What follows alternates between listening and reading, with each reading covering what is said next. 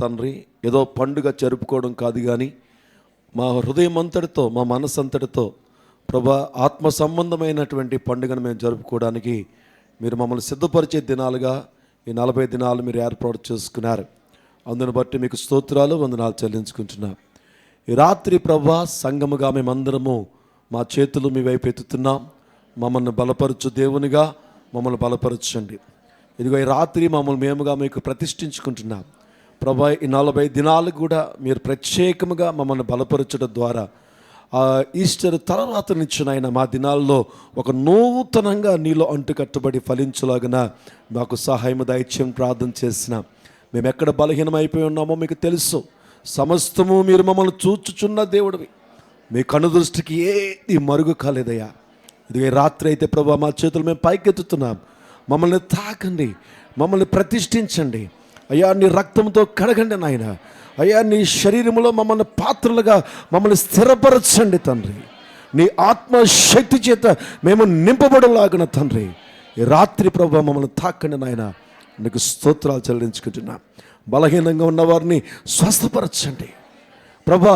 పాప జీవితంలో ఉన్నటువంటి వారికి విడుదల దయచేయండి ప్రభా. కుటుంబాల్లో అల్లర్లతో ఉన్నటువంటి వారికి విడుదల దయచేయండి. ఈ ప్రార్థనలు ప్రభా నీ నామానికి మహిమకరంగా జరుగులాగున సహాయం దయచేయమని, ప్రత్యేకంగా ప్రభా ఈ రాత్రి ప్రత్యేక రీతిలో మాతో మాట్లాడమని మా ప్రభువును యేసుక్రీస్తు వారు పెట్టి వేడుకొనిచున్నాము తండ్రి. అందరూ గట్టి చెబుతాం ఒకసారి. నేను హల్లెలూయా, హల్లెలూయా. నా ప్రియ దేవుని సంగమా, మరి ఈ 40 దినాలు ఆదివారాలు తీసేసి లెక్కపెట్టి బుధవారం నుంచి 40 డేస్ని లెక్కపెట్టి ఈస్టర్ని జరుపుకోవడం అన్నది క్రైస్తవ జీవితాల్లో, క్రిస్టియన్ హిస్టరీలో లేదంటే చర్చ్ హిస్టరీలో మనం చూసినప్పుడు ఇది అనాది కాలంలో ప్రారంభమైంది. ముఖ్యంగా డినామినేషన్, రోమన్ క్యాథలిక్ డినామినేషన్ నుంచి ఇది ప్రారంభించబడింది. ఆ తర్వాత అన్ని డినామినేషన్స్ కూడా మరి ముందుకు వెళ్ళడం జరిగింది. కొంచెం ఇబ్బందే కదా, టైం లేట్ అవుతే భలే ఉంటుంది ఈసారి. చర్చ్ అందరి ముందు నుంచి రావాలి. ప్రైజ్ గాడ్, ఆమేన్, హల్లెలూయా. సో బుధవారం నుండి ప్రతి సంవత్సరం కూడా స్టార్ట్ అవుతుంది. ఎవ్రీ ఇయర్ కూడా మనకి ఈస్టర్ అనేటప్పటికి ఏమవుతుందంటే భస్మ బుధవారం అంటారు, యాష్ వెన్స్డే అంటారు. ఇది క్యాలెండర్ నుంచి గ్రెగోరియన్ క్యాలెండర్ అంటాం. మనం ఫాలో అవుతున్న క్యాలెండరు ఫాదర్ గ్రెగోరియన్ డెవలప్ చేసినటువంటి క్యాలెండరు. దాన్ని ఇంగ్లీష్ క్యాలెండర్ అంటాం, లేదంటే అమెరికన్ క్యాలెండర్ అంటాం. ఈ క్యాలెండర్ని ఆధారం చేసుకున్నప్పుడు రోమన్ క్యాథలిజం నుంచి ఈ ముందుగానే క్యాలెండర్ని ప్రిపేర్ చేసి బుధవారము వచ్చేటట్టుగా చూసుకుని యాష్ వెన్స్డే అని, ఆ తర్వాత ఆదివారాలు తీసేసి 40 రోజుల్ని ఏర్పాటు చేసి 40వ రోజు కంప్లీట్ అయిపోయిన తర్వాత ఈస్టర్ని సెలబ్రేట్ చేసుకోవడం అన్నది మరి ఆనవాయితీగా వస్తుంది. మరి చరిత్రలో, బైబిల్ చరిత్రలో మనం చూస్తే యాష్ అనేటువంటి మాట బూడిద అంటే పశ్చాత్తాపానికి సాదృశ్యం. యోబు గ్రంథంలో మనం చూస్తే ఒక మాట మనకు కనిపిస్తుంది. 42వ అధ్యాయము 6వ వచనంలో మనం చూస్తే, యోబు గ్రంథము 42వ అధ్యాయము 6వ వచనంలో మనం చూసినట్లయితే అందులో మనకు కనబడుతుంది. కావున అందరూ చదువుదాం. నన్ను నేను అసహించుకుని ధూళిలోనూ బూడిదలోనూ పడి పశ్చాత్తాపడుచున్నాను అంటాడు. అంటే బూడిద దేనికి సాదృశ్యంగా మనకు కనిపిస్తుందంటే పశ్చాత్తాపానికి సాదృశ్యంగా. సో చరిత్రలో ఎవరు ఏ విధంగా పెట్టినప్పటికీ కూడా దీన్ని యాష్ వెన్స్డే అంటాం. ఈ బుధవారాన్ని అనగా భస్మ బుధవారం అంటారు, లేదంటే భస్మం అనగా బూడిద. భస్మం అయిపోతూ అంటారు కదండి, ఆ భస్మం కాదు ఇది. ఓకేనండి, పశ్చాత్తాపంతో కూడినటువంటి ప్రార్థనలుగా మనం అర్థం చేసుకోవచ్చు. నేను బైబిల్ ప్రకారంగా మీకు వివరిస్తున్నాను, ఎందుకంటే అనేకమైనటువంటి సంఘాలు, అనేకమైన డినామినేషన్స్, అనేక రకాలుగా దీని గురించి మాట్లాడుతూ ఉంటాం. ఏదైనప్పటికీ కూడా మనము ఆత్మీయంగా ఎదగవలసినటువంటి అవసరం ఎంతైనా ఉంది. ఆమేన్, హల్లెలూయా. ఈ 40 దినాలని కూడా కొన్ని సంఘాలు శ్రమల దినాలని చెప్తారు, కొన్ని సంఘాలు లెంట్ డేస్ అని మాట్లాడుతూ ఉంటారు, కొన్ని సంఘాలు పశ్చాత్తాప దినాలని మాట్లాడుతూ ఉంటారు. ఎవరు ఎన్ని రకాలుగా మనం చూసుకున్నప్పటికి కూడా మన సంఘము బైబిల్ని ఆధారం చేసుకుని ఈ 40 దినాలని కూడా ప్రభువులో మనం కట్టబడడానికి, మనం స్థిరపరచుకోవడానికి ప్రభు సహాయం చేస్తున్నాడు. అనేక సంవత్సరాల నుంచి సంఘము ఈ 40 దినాల ప్రార్థనలోనే బలపడడం అన్నది మేము చూసాం. చాలా గట్టిగా దేవుడు కట్టడం అన్నది సంఘము క్షేమాభివృద్ధి పొందుకోవడానికి ఈ 40 దినాలు మేము ప్రారంభంలో పెట్టినప్పుడు కొంచెం భయపడ్డాం. తర్వాత చూస్తే 40 దినాలు అయిపోయిన తర్వాత ఆ 40 దినాలు కంటిన్యూస్గా వచ్చేవారేమో, అలాగా సహవాసంలో ఎక్కడ కూడా మరి ఆగకుండా వస్తూ ఉండేవారేమో. దాంతో ఏమైపోయేదంటే వాళ్ళు చాలా ఆత్మలో కట్టబడడం, బలపరచబడడం అన్నది నేను ప్రత్యక్షంగా చూడడం జరిగింది. కాబట్టి నా ప్రియ దేవుని, ఇది కూడా వాక్యమే. ఎందుకంటే వారు సహవాసంలో కూడుట మానక అన్నటువంటి మాటని మనం చూస్తాం. వాళ్ళు ఐక్యతగా ఆది సంఘంలో మనం చూసినట్లయితే ప్రతి దినము వారు కూడుకునేవారట. సో ఈ ప్రతిదినము కూడుకునే అవకాశాన్ని మనకి ఈ సమయంలో ఇచ్చారు కదా, అది ఆది సంఘము యొక్క అభిషేకము దిగి వస్తుందేమో అనిపించింది నాకైతే. ఎందుకంటే ప్రతి దినము కూడా అందరూ ఎక్కడెక్కడ ఏ జాబ్స్లో చేసిన పిల్లలతో మన సంఘానికి అలవాటు అది. ప్రతి సమయంలో కూడా ఎలాగున్నప్పుడు కూడా ఈ 40 డేస్లో మాత్రం కమిట్మెంట్స్తో చక్కగా కుటుంబాలతో వచ్చేస్తుంటారు. అందుని బట్టి నేను ఎంతగానో సంతోషిస్తున్నాను. కానీ బైబిల్లో మనం చూస్తున్నప్పుడు లెంట్ అన్నటువంటి మాట బైబిల్లో ఒక చోట కనిపిస్తుంది. అది ఎక్కడంటే దాని అర్థం ఏంటంటే ప్రతిష్ఠిత. చెప్పండి ఒకసారి, ప్రతిష్ఠిత. చూడండి 1 సమూయేలు గ్రంథంలో లెంట్ అన్నటువంటి మాట మనకి బైబిల్ ప్రకారంగా మనం చూసినప్పుడు సంఘ చరిత్రలు పెద్దలు ఎలా పెట్టినా, ఎవరు ఏ విధంగా మనతో మాట్లాడుతున్నప్పటికీ కూడా మనము దేవుని యొక్క వాక్యంలో నుంచి మనం బలపరచుకోవడానికి మనం ప్రయత్నం చేద్దాం. ఎందుకంటే బయట మీరు చూస్తున్నప్పుడు అనేకమైనటువంటి సంఘ సహవాసంలో ఉన్నటువంటి వారు మీకు ఎదురవుతారు. వాళ్ళు అంటారు, మిమ్మల్ని శ్రమ దినాలు కదా అంటారు. లేదు, శ్రమల దినాలు కాదు, ప్రభుతో కట్టుకునే దినాలు అని చెప్పాలి. ఆమేన్, హల్లెలూయా. మా ప్రభువుకి మేము ప్రతిష్ఠించుకునే దినాలు ఈ దినాలు. ఇది క్రీస్తు శ్రమ పడ్డాడు, కానీ ఆ శ్రమలో నుంచి మమ్మల్ని మేము సబ్మిట్ చేసుకోవడానికి ప్రభు మాకు సహాయం చేస్తున్నాడని మనం చెప్పేవారుగా ఉండాలి. చూడండి 1 సమూయేలు 2వ అధ్యాయంలో మనం చూసినట్లయితే 28వ వచనంలో, 28వ వచనం కాదు, 2వ వచనంలో 2వ అధ్యాయంలో మనం చూసినట్లయితే 28వ వచనం, 1 సమూయేలు 2వ అధ్యాయం 28వ వచనం. ఏమండి కాబట్టి నేను ఆ బిడ్డను 1:28 అండి, క్షమించాలి. 1 సమూయేలు 1వ అధ్యాయము 28వ వచనం తీసారా? అందరూ తీసారా? ఓకే, చదవండి. కాబట్టి నేను ఆ బిడ్డను యెహోవాకు ప్రతిష్ఠించుచున్నానన్న మాట ఇంగ్లీష్ బైబిల్లో మనం చూస్తే కింగ్ జేమ్స్ వెర్షన్లో లెంటెడ్ అన్నటువంటి వర్డ్ యూజ్ చేస్తాడు. తర్వాత కంటిన్యూ చేయండి. తాను బ్రతుకు దినములన్నిటిను వాడు యెహోవాకు ప్రతిష్ఠుడని చెప్పెను అన్నటువంటి మాట. అప్పుడు వాడు యెహోవాకు అక్కడనే మ్రొక్కెను. నా ప్రియ దేవుని సంగమా, ఈ ప్రతిష్ఠిత అన్నటువంటి మాట ఇంగ్లీష్ బైబిల్లో లెంట్ అన్నటువంటి మాటకి అర్థంగా మనం చూసుకోవచ్చు. యాక్చువల్గా చెప్పాలంటే ఈ లెంటెడ్ డేస్ అన్నట్లో చిగురించే దినాలు అనుకోవచ్చు, లేదంటే నూతన పరచబడే దినాలు అనుకోవచ్చు. సో ఒక్కొక్క చోట ఒక్కొక్క విధంగా వింటాం. మీరేమీ బయట విన్నటువంటి మాటలను బట్టి డిస్టర్బ్ అవ్వాల్సిన పనేమీ లేదు. ఏదైనప్పటికీ కూడా ఫైనల్గా నేను ఏం చెప్పాలనుకుంటున్నానంటే పశ్చాత్తాపంతో ప్రభువుకు ప్రతిష్ఠించుకునే దినాలు. ఆమేన్, హల్లెలూయా. భస్మ బుధవారం అంటే మనం ఇందాక చెప్పుకున్న పశ్చాత్తాపం అనుకున్నాం. లెంట్ డేస్ అనేటువంటి విషయాలు ప్రతిష్ఠిత దినాలు అనుకున్నాం. ఇప్పుడు మనము పశ్చాత్తాపడి మారు మనస్సు పొందుకొని మరలా ప్రభువులో ప్రతిష్ఠించుకొని నూతన పరచబడ్డానికి ఇచ్చినటువంటి దినాలుగా మనం అర్థం చేసుకోవచ్చు. ఆమేన్, హల్లెలూయా. ఎలా వచ్చండి పర్లేదు, హల్లెలూయా. సో ఇక్కడ మనమైతే దేవుని వాక్యాన్ని ఆధారం చేసుకుని మనం ముందుకు వెళ్ళడానికి ప్రయత్నం చేద్దాం. మనము 8:30 వరకు కూడా దేవుని యొక్క వాక్యం మనం చూసుకుంటాం.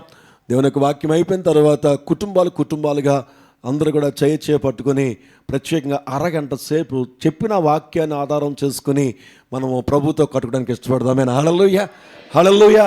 ఎంతమందికి ఇష్టపడుతున్నారు దానికి? Very good. మీరు కొంచెం వేసుకోండి ఇంకా. సో ఇక్కడ చైర్ ఖాళీ ఉంది, వచ్చేయచ్చు కూడా.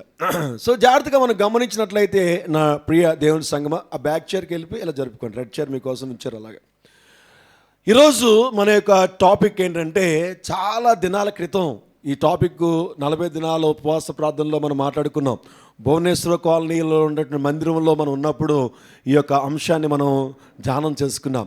ఎందుకో మరలా ఈ రాత్రి అనుకున్నాను, ఈ 40 దినాలు కూడా మనము మరలా తిరిగి దాన్ని ధ్యానం చేసుకుంటే బాగుంటుంది కదా అని అనిపించింది. అదేమిటయా అంటే యోహాను సువార్త 15వ అధ్యాయము 1 నుంచి 7 వచనాలు రాసుకోండి. యోహాను సువార్త 15వ అధ్యాయము 1 నుంచి 7 వచనాలు. పనికి రాని తీగలు, చెప్పండి ఒకసారి. వెంకటేశ్వర గారు గుర్తుందా మీకు? ఇప్పటికే ఆయన అంటారు, పాస్టర్ గారు అండి పనికిరాని తీగలు వాక్యం ఇప్పటికీ మమ్మల్ని నడిపిస్తుందండి అని చెప్తూ ఉంటారు. చాలా అద్భుతంగా ఆ 40 దినాలు కూడా మనం ఏం చేస్తామంటే ప్రతి 40 దినాల ప్రార్థనలకి ఒక 40 దినాలు అయితే యేసుక్రీస్తు నామాల గురించి మనం ధ్యానం చేసుకున్నాం. ఒక 40 దినాలు 40 కొండలు ప్రత్యేకత గురించి మనం ధ్యానం చేసుకున్నాం. తర్వాత నీతి యొక్క ఫలాల యొక్క 40 ఫలాల గురించి మనం ధ్యానం చేసుకున్నాం. ఇలాగా ప్రతి సంవత్సరం కూడా చాలా ప్రత్యేకమైనటువంటి అంశం మీద మనం ధ్యానం చేసుకుని దాంట్లో మనం బలపడడానికి ప్రభు కృప చూపిస్తున్నాడు. ఆమేన్, హల్లెలూయా, హల్లెలూయా. మరి ఈరోజు నుంచి మనకి 40 రోజుల టాపిక్ ఏంటంటే పనికిరాని తీగలు తీసివేయబడాలి. ఆమేన్, ఆమేన్, హల్లెలూయా. ఒకసారి నేను యోహాను సువార్త తీయండి, ఒకసారి యోహాను సువార్త. అందరూ అన్ని చదవద్దు, కానీ ఈరోజు అంశానికి సరిపోయే విధంగా మాత్రమే 2 మాటలు మనం చదువుకుందాం. యోహాను సువార్త 15వ అధ్యాయంలో 1-2 వచనాలు మనం చదువుదాం గట్టిగా. నేను నిజమైన ద్రాక్షవల్లిని, నా తండ్రి వ్యవసాయకుడు. నాలో ఫలింపని ప్రతి తీగను ఆయన తీసి పారవేయను. చెప్పాలి, ఫలించు ప్రతి తీగ మరి ఎక్కువగా ఫలింపవలనని దానిలోని పనికి రాని తీగలను తీసివేయను. ఆమేన్, హల్లెలూయా. చూడండి, 8వ వచనంలో మనం చూసినట్లయితే, మీరు బహుగా ఫలించడం వలన నా తండ్రి మహిమపరచబడును, ఇందువలన మీరు నా శిష్యులగుదురు. ఆమేన్. మీరు 1వ వచనం నుంచి 7వ వచనం పెట్టుకున్నారు కదా ఇందాక, దాన్ని 8 కింద మార్చేసుకోండి. సో 1 నుంచి 8 వరకు పెట్టుకున్నట్లయితే కంప్లీట్గా ఆ అంశము మనకెంతో ఆశీర్వాదకరంగా ఉంటుంది. ఇక్కడ ఏమని చెప్తున్నాడు ప్రభు అయినటువంటి యేసుక్రీస్తు వారంటే, ఆయనట నిజమైన ద్రాక్షవలట, మరి తండ్రి అయినటువంటి దేవుడు వ్యవసాయకుడట, మరి ఆయనలో ఫలింపుని ప్రతి తీగ ఎవరు తీసి పాడేస్తారట? ఆయనే తీసి పడేస్తారట. ఆమేన్, హల్లెలూయా. కానీ ఆయన తీసి పడవేయాలి అంటే మనము దానిని ఆయనకి అప్పగించాలి, మనము సరెండర్ అవ్వాలి. మనం తీసివేసుకోలేం. మనలో ఉన్నటువంటి పనికిరాని తీగలు. ఏ పనికిరాని తీగలు? అక్కడ చెప్తున్నటువంటి మాట ఏం పనికిరాని తీగలు అంటే, ఫలించడానికి అడ్డుగా ఉన్న పనికిరాని తీగలు. చూడండి, అక్కడ మళ్ళీ చదువుదాము ఒకసారి 2వ వచనం. నాలో ఫలింపని ప్రతి తీగను ఆయన తీసి పారవేయను, ఫలించు ప్రతి తీగ మరి ఎక్కువగా ఫలింపవలనని దానిలోని పనికి రాని తీగలను తీసివేయను. ఆమేన్, హల్లెలూయా. ఏ పనికిరాని తీగలు చెప్పండి? ఏ పనికిరాని తీగలు? మనం అధికముగా ఫలించడానికట కొన్ని ఆటంకాలు మనకు ఉంటాయట. నన్ను చాలామంది ఈ మధ్యలో చాలామంది సేవకులు ఫోన్ చేసి మాట్లాడుతున్నారు. దేవుని కృపను బట్టి మేము ప్రార్థనలో గడుపుతూ ఉన్నాం. వారు అడిగే ప్రశ్న ఒకటే, చాలాసార్లు అడిగే ప్రశ్న ఏంటంటే, మనం ఎన్నో చేస్తున్నాం కానీ ఎందుకు మనము ఎదగలేకపోతున్నాం, మా జీవితాల్లో ఎందుకు మేము ఫలం చూడలేకపోతున్నాం అని చాలామంది ప్రశ్నిస్తూ ఉంటారు. ఈ రాత్రి ఒక ప్రశ్న మీకు కూడా ఎప్పుడైనా వచ్చిందా? ప్రశ్న, నేను ఎందుకు ఫలించలేకపోతున్నాను, నాలో ఏమైనా అంటే మనం చాలాసార్లు మనకు అర్థమవుదు. మనం ఫలించడానికి ఆటంకంగా ఏముందో మనకు తెలియదు. కానీ ఈ 40 దినాల్లో ప్రభు మనతో మాట్లాడతాడమే. ఈ 40 దినాల్లో మనం ఫలించడానికి ఎక్కడెక్కడైతే పనికిరాని తీగలు ఉన్నాయో ప్రతి దినము కూడా ప్రభు మాట్లాడుగాక. ఆమేన్, హల్లెలూయా, హల్లెలూయా. మీరు మిస్ అయిపోతే నేనేం చేయలేను, కానీ మీరు రాలేకపోతే నేనేం చేయలేను, కానీ ఈ స్థలానికి వచ్చి అందరితో కలిసి ఆరాధన చేసి స్తుతించిన తర్వాత ఖచ్చితంగా ప్రభు మీతో మాట్లాడతాడు. మీ పనికిరాని ఏ పనికిరాని తీగలు అంటే మీరు ఫలించడానికి అడ్డుగా ఉన్నటువంటి పనికిరాని తీగలు. ఆమేన్, హల్లెలూయా. మనము పైకి రావడానికి, దేవునితో మన ప్రభువులో బలపరచబడ్డానికి, ఆత్మలో బలపరచబడ్డానికి, సమాధానంలో బలపరచబడ్డానికి ఎక్కడెక్కడైతే పనికి రాకుండా ఉన్నటువంటి తీగలు ఉన్నాయో ఆ తీగలన్నింటినీ కూడా మనం ఏం చేయాలంటే ఈ రాత్రి ప్రభువుకి అప్పగించే వారముగా ఉండాలి. ఆమేన్, హల్లెలూయా, హల్లెలూయా. ఏమండి, మన పాపమునట క్షమించమని ప్రభువుని అడిగి ప్రభువుకి అప్పగించుకుంటా కనుగలను, కానీ నా పాపము నుంచి నేను బయటకు వచ్చేయగలను నువ్వు ఎంత ప్రయత్నం చేసినా అది నీ వల్ల కాదు. పాపమును జయించే శక్తి ఏ మానవుడికి లేదు. నీకున్నటువంటి వ్యతిరేకత, నీలో ఉన్నటువంటి పాపపు యొక్క సీట్ నుంచి బయటికి రావాలని ఎంతోమంది ప్రయత్నం చేస్తుంటారు. నేను 25 సంవత్సరాలు ప్రయత్నం చేశాను, కానీ జరగలేదు. ప్రతిరోజు నేను తప్పు చేసినప్పుడల్లా, పాపం చేసినప్పుడల్లా అనుకునేవాడిని, అరే నేను ఈ తప్పుడు పని నేను చేయకూడదు, ఎలాగైనా సరే దీని నుంచి బయటికి రావాలనుకుని ప్రయత్నం చేసిన ఏ ప్రయత్నం కూడా సఫలం కాలేదు. కానీ ఒక దినాన కన్నీటితో ప్రభువుకు అప్పగించుకున్నాను. ప్రభువుకు అప్పగించిన, ఇదిగో ప్రభువా, నువ్వు నన్ను సరిచేస్తే నేను సరిచేయబడతానయ్యా. ఇదిగో నా జీవితాన్ని అప్పగిస్తున్నాను. నాలో చాలా తప్పిదాలు ఉన్నాయి, కానీ వాటిని సరిచేసుకోవడానికి నాకు ఏమాత్రము కూడా నాకు శక్తి సరిపోవటం లేదు. అయ్యా ఇదిగో నన్ను నేను నీకు ప్రతిష్ఠించేసుకుంటున్నానయ్యా, నన్ను నీకు అప్పగించేసుకుంటున్నానయ్యా. ఇదిగో నేనైతే మనస్ఫూర్తిగా నీతో ఉండాలని నేను ఆశపడుతున్నాను ప్రభువా అని ఏ దినమైతే హోల్ హార్టెడ్గా మనస్ఫూర్తిగా ప్రభువుకు అప్పగించుకున్నానో, నాలో ఉన్నటువంటి పాపపు బీజము పునాదులతో సహా ఆయన తీసి పడేశాడు. ఆమేన్. హల్లెలూయా, హల్లెలూయా, హల్లెలూయా.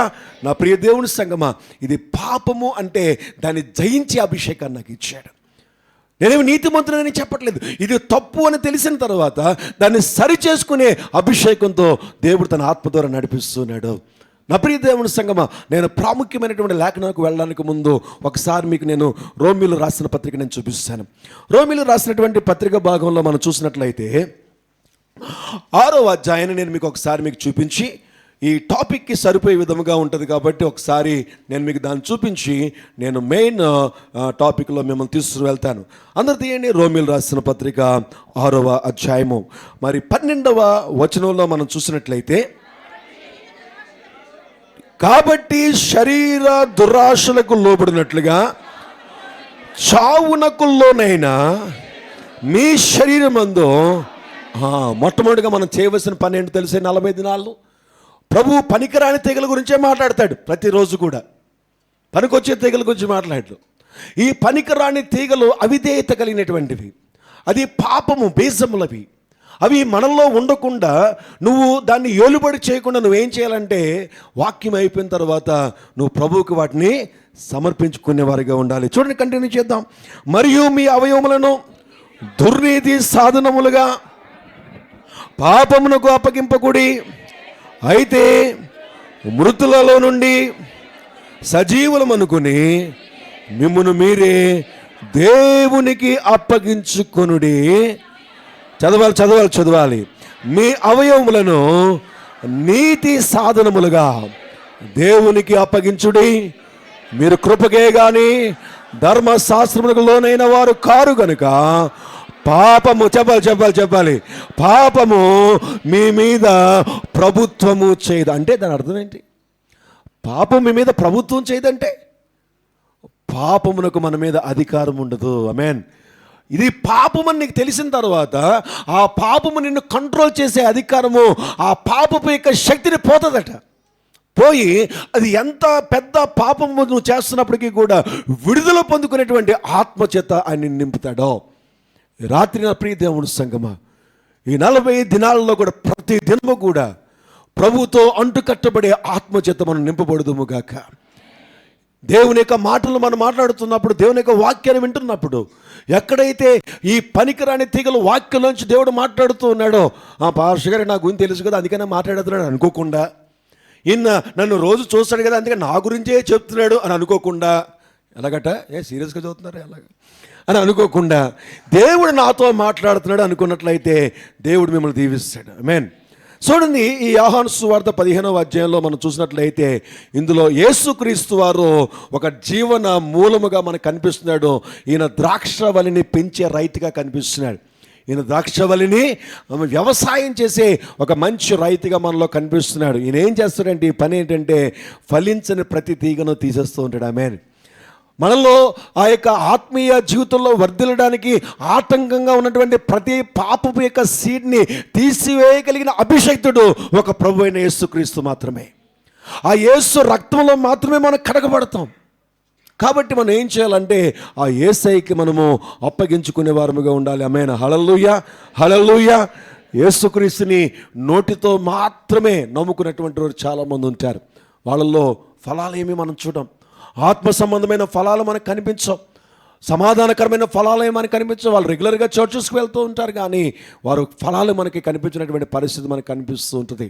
కానీ ప్రభు ఈ రాత్రికాల సమయంలో మన జీవితంలో అలాంటి వారుగా ఉండకుండా దేవుని యొక్క శక్తి చేత మనము నింపబడుదుము గాక. ఆమేన్, హల్లెలూయా. ఈరోజు మనము 3 రకాలైనటువంటి ప్రజల గురించినటువంటి పనికిరాని విషయాలకు చూద్దాం. మనం దేవుని యొక్క ఆత్మీయ జీవితంలో ప్రభుతో కట్టుకోవడానికి, దేవునితో మనము ఒక మంచి రిలేషన్ ఏర్పరచుకోవడానికి అడ్డుగా ఉన్నటువంటి బైబిల్లో నూతన నిబంధనలో సువార్తల్లో 3 వ్యక్తుల గురించి చెప్తాడు. ఈ 3 వ్యక్తుల యొక్క జీవితాల్లో నుంచి మనము కొన్ని మాటలు మనం జ్ఞాపకం చేసుకుందాం. మొట్టమొదటిగా నేను మీకు మార్కు సువార్తలో చూపిస్తాను, చూద్దాం ఒకసారి. మార్కు సువార్త 8వ అధ్యాయము, మార్కు సువార్త 8వ అధ్యాయము 15వ వచనము. మార్కు సువార్త 8వ అధ్యాయము 15వ వచనము చదవండి అమ్మా. పరిసయ్యుల పులిసిన పిండిన గూర్చియు, హేరోదు పులిసిన పిండిన గూర్చియు జాగ్రత్త పడుడి. ఇక్కడ 2 వచ్చారు మనకి, ఆ 2 రాసుకోండి. 1 హేరోదు, 2 పరిసయ్యుడు. 3వదిగా మత్తయి సువార్త కూడా చూసేద్దాం ఒకసారి. 16వ అధ్యాయము 6వ వచనము. మత్తయి 16వ అధ్యాయము 6వ వచనము చదువుదాం ఒకసారి. అప్పుడు యేసు చూచుకొనుడి, పరిసయ్యులు సద్దూకయ్యులు అనువారి పులిసిన పిండిని గూర్చి జాగ్రత్త పడండి. ఇక్కడ 3వ కనిపించారు, ఎవరాలు చెప్తారా? ఎవరండి? సద్దూకయ్యులు. వీళ్ళు 3 గురించి మనము చిన్న వివరణ చూసుకుని దాని గురించి మన జీవితాల్లో ఒకసారి పరిశీలన చేసుకుని మనం ముగించుకుని ప్రార్థన చేసుకుందాం.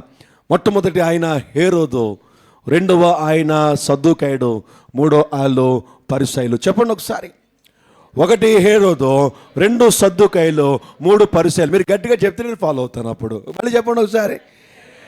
మీరు ఆగండి, ఇందాక చెప్పారు చూసారా, హల్లెలూయా అని గట్టిగా చెప్పారు చూసారా, అలా చెప్పాలి. 1 హేరోదు, సద్దూకయ్యులు, 3వది ఎవరండి? పరిసయ్యులు. వీళ్ళు 3 గురించి కానీ చిన్న వివరణ కానీ మనకు తెలిసినట్లయితే మన పనికిరాని తీగలేంటో మనకు తెలుస్తాయి. పులిసిన పిండిని గురించి జాగ్రత్త పడమని ఏంటి మాటలేంటి అక్కడ? అస్సలు వాక్యం టైంలో ఎవరు మాట్లాడడానికి వీల్లేదు, తర్వాత మాట్లాడుకోండి. సో ఇక్కడ మనం చూసినట్లయితే ఈ హేరోదు యొక్క జీవితంలో మనం చూసినప్పుడు, లేదంటే సద్దూకయ్యుల యొక్క జీవితాల్లో మనం చూసినప్పుడు, లేదంటే పరిసయ్యుల యొక్క జీవితంలో మనం చూసినప్పుడు కొన్ని ప్రాముఖ్యమైనటువంటి పనికి రాని విషయాలు కనిపిస్తాయి. పనికిరాని విషయాలు అంటే ఆత్మీయ జీవితంలో ఎదుగుదలకు ఆటంకం కలిగి. ఇప్పుడు ఇంట్లో పనికి రానోడు అంటారు కదండి. పనికి రానోడు అంటే దాని అర్థం ఏంటమ్మా సత్య? నువ్వు అనలేదు, ఎప్పుడు అలా చూస్తున్నావు, సరే అయితే. పనికి రానోళ్ళు అంటే దాని అర్థం ఏంటి? దేనికి ఉపయోగపడరు, లేదంటే అభివృద్ధికి సమాధానానికి అడ్డుగా ఉన్నవాడువా, నీ వల్ల నాకేమీ ఉపయోగము లేదు అన్నటువంటి విషయం. ఇక్కడ మనం చూసినట్లయితే మొట్టమొదటిగా హేరోదు జీవితంలో మనం చూసుకుందాం. హేరోదు జీవితంలో 2 విషయాలు మనం చూద్దాం. మార్కు సువార్తలో మనం చూసినట్లయితే 6వ అధ్యాయంలో 2 విషయాలు చూద్దాం. అందులో నుంచి ఒక పనికిరాని తీగను బయటికి లాగి దాన్ని మనం ఒకసారి పరిశీలన చేసుకుని ఆ తర్వాత మనం సద్దూకయ్యుల దగ్గరికి వెళ్ళిపోదాం. చూడండి, మార్కు సువార్త తీయండి ఒకసారి. 6వ అధ్యాయము, మార్కు సువార్త 6వ అధ్యాయము మరి 20వ వచనం నుంచి మనం జాగ్రత్తగా కానీ గమనించినట్లయితే, మార్కు సువార్త 6వ అధ్యాయము 20వ వచనం నుంచి ఏమండి? హేరోదియా, అందరూ చదవాలి, అతని మీద పగబట్టి అతని చంపింపగోరని కానీ ఆమె చేత కాకపోయేను. ఎందుకనగా యోహాను నీతిమంతుడును పరిశుద్ధుడునగు మనుష్యుడని హేరోదు ఎరిగి అతనికి భయపడి అతని కాపాడుచు వచ్చెను. మరియు అతని మాటలు, ఎవరి మాటలు? యోహాను మాటలు. ఎవరు విని?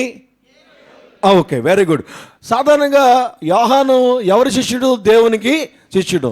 యోహాను ఏం మాట్లాడితే పక్కింటి పుల్లమ్మ గురించి మాట్లాడతాడా? ఏమండి? ఎదురింటి ఎల్లమ్మ గురించి మాట్లాడతాడండి?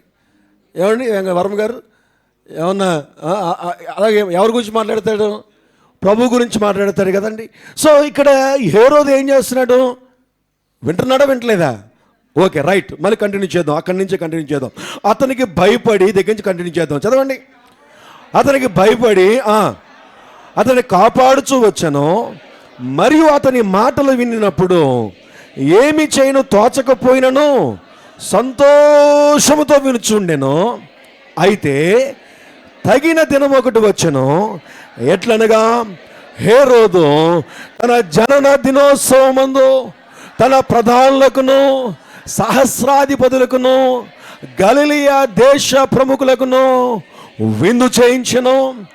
అప్పుడు హేరోదియా కుమార్తె లోపలికి వచ్చి నాట్యమాడి హేరోదును అతనితో కూడా పంక్తిని కూర్చున్న వారిని సంతోషపరచను గనుక రాజు, నీకు ఇష్టమైనది ఏదైనాను నన్ను అడుగుము, నేను నీకు ఇచ్చేదనని ఆ చిన్నదానితో చెప్పాను. చాలు.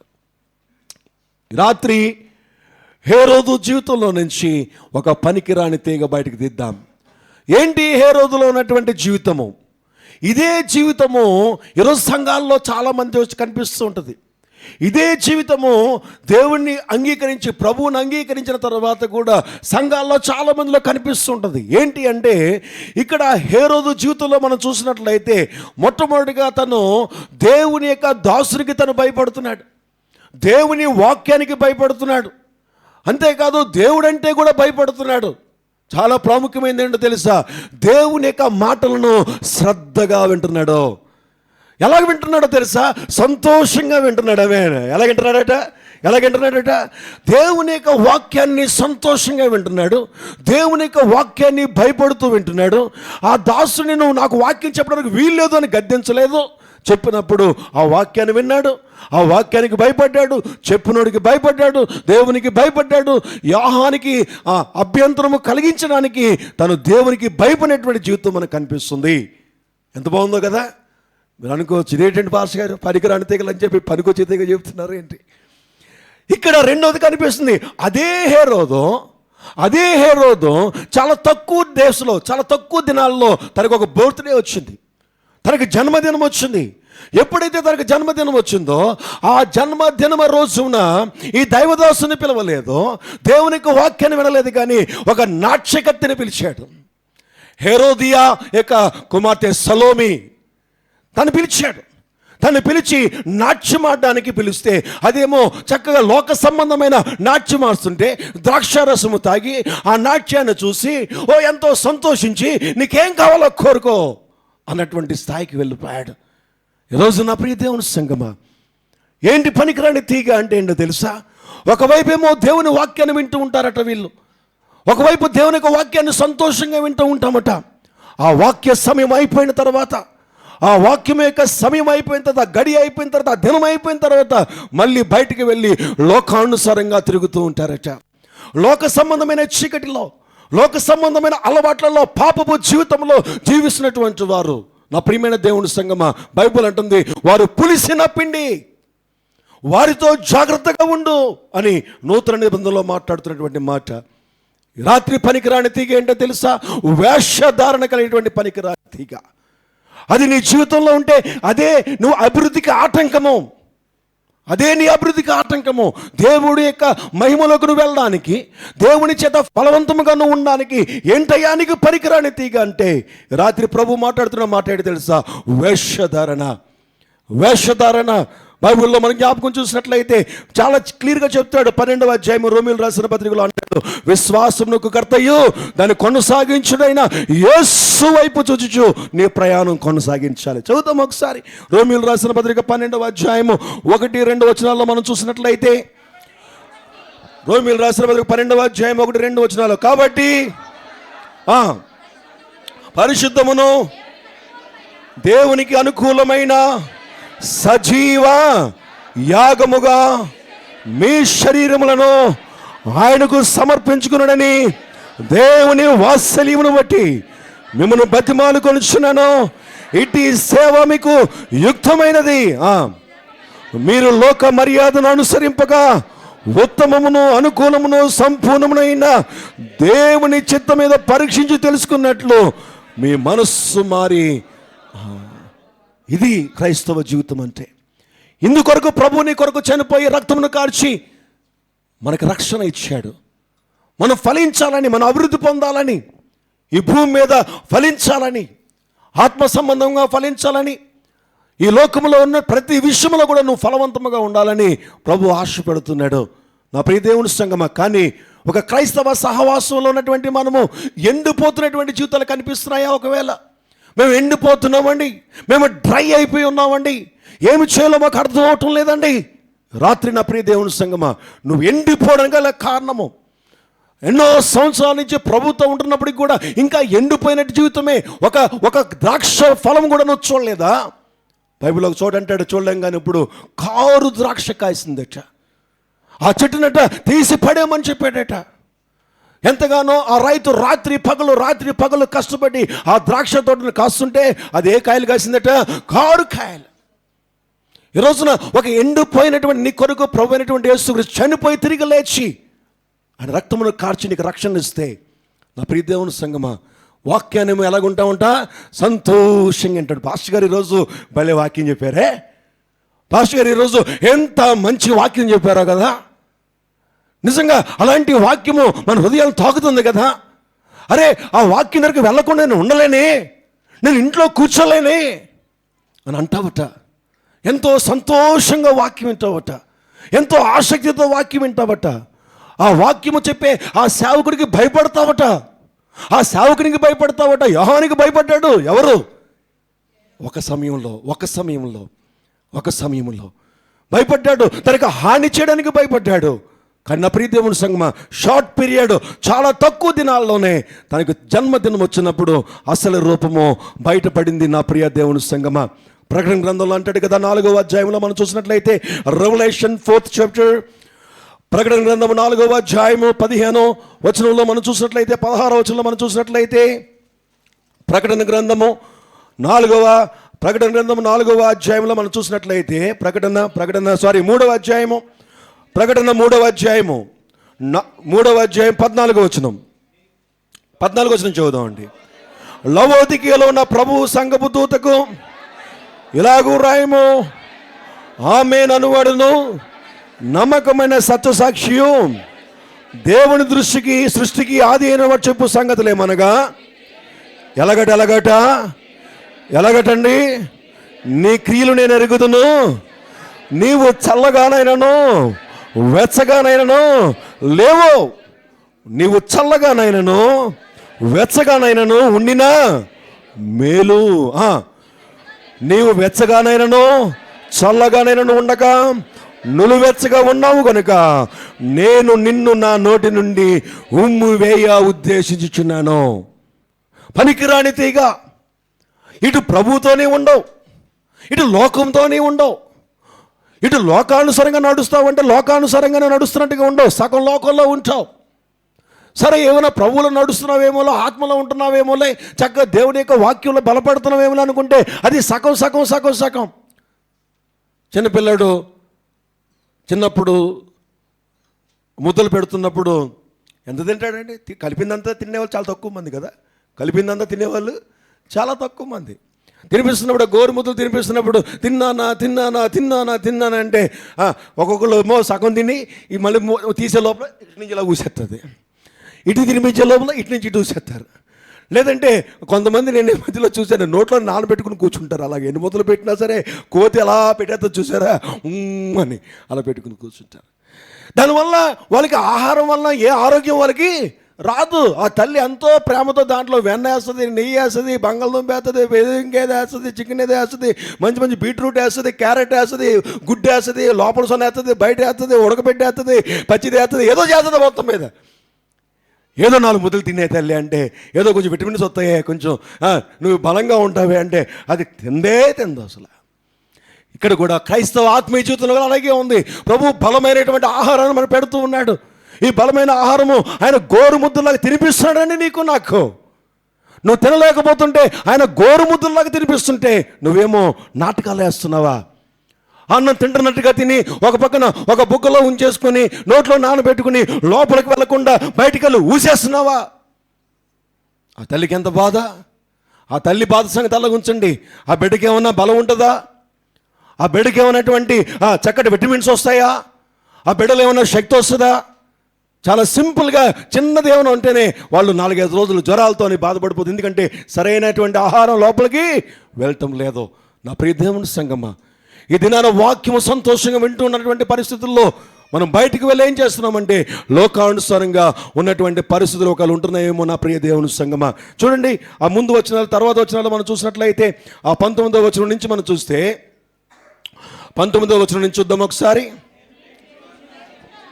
నేను ప్రేమించు వారిని అందరినీ గద్దించి శిక్షించుచున్నాను కనుక నీవు ఆసక్తి కలిగి మారు మనసు పొందుకో.